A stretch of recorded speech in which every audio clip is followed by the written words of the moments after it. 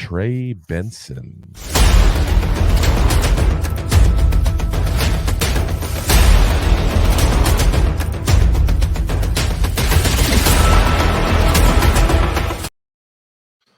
Oh, yeah. We talked about a couple of guys that didn't necessarily have that home run threat ability. This is definitely not that guy. This is pretty much his whole game is home runs. Trey Benson from Florida State the last 2 years. Played his first 2 years over Oregon. 6 foot even, 216 pounds, just 21 years old. This past season, he was 13 games, 156 rushes for 906 yards, the 5.8 yards per carry average, 14 touchdowns, 20 receptions for 227 yards and a touchdown, 84.2 PFF grade. The prior year in 22, it's 13 games, 154 rushes for 990 yards, 6.4 yards per carry average, 9 touchdowns, 13 receptions, 144 yards. The big thing with him is if you love a fast running back, this is your guy. He's probably the fastest running back in this draft. And he's also, surprisingly enough, very patient. He's got that good stop and start at that point there. The weird thing is, though, as fast as he is and as good as he is patient for waiting for a hole to open, he's not shifty.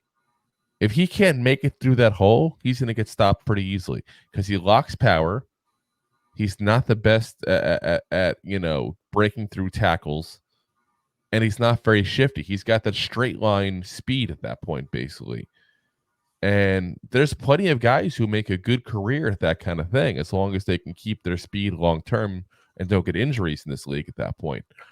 But I think that, again, I think he's a guy that has a place in this league. But again, if you can't break tackles, you're not good at short yardage fields, and you're kind of a one-trick pony, no matter how good of a trick it is, you're not going to be the dude starter. You're not. You're going to be in a committee. It's exactly like we talked about before.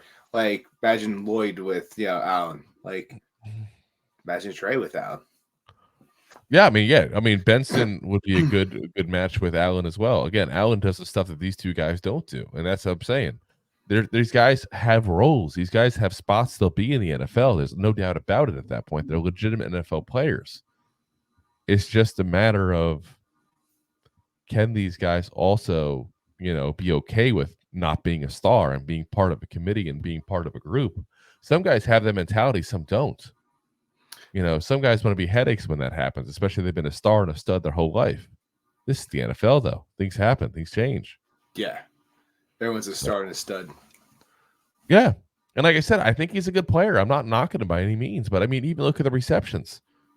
20 receptions, 13 receptions. It's not like he's getting a ton of receiving yards either. Again, he's a one-trick pony. He's a running it fast up the middle kind of guy. But if you put him on a system where you got a guy like, again, I hate to keep on bringing his name up. He just happens to be the only guy who does this need so far.